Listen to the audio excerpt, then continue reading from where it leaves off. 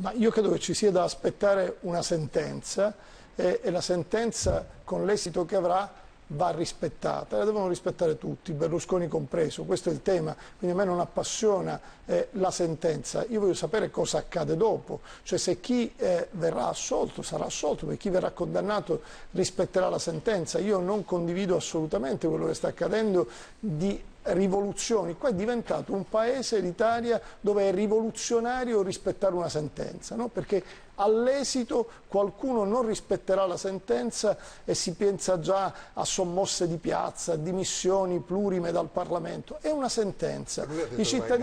I cittadini italiani, lui ha detto che va in galera. Lui ha detto che se lo condannano va in galera. Ma poi non ci può andare in galera. Tra l'altro non ci può andare, però al di là di questo io credo che la cosa più corretta sia quella di attendere con serenità che i magistrati facciano il loro dovere. E io non credo, mi auguro, devo dire francamente, contrariamente a quello che diceva Crosetto, che non sia una sentenza di comodo, perché non deve fare male a nessuno. Io non me lo auguro, ho l'impressione. Un giudice deve giudicare, se ci sono gli elementi per assolvere, deve assolvere, se ci sono gli elementi per condannare, deve condannare. Si chiami Berlusconi o si chiami Rossi, non cambia. Questa è la giustizia e credo che in un paese democratico ognuno debba sottostare alla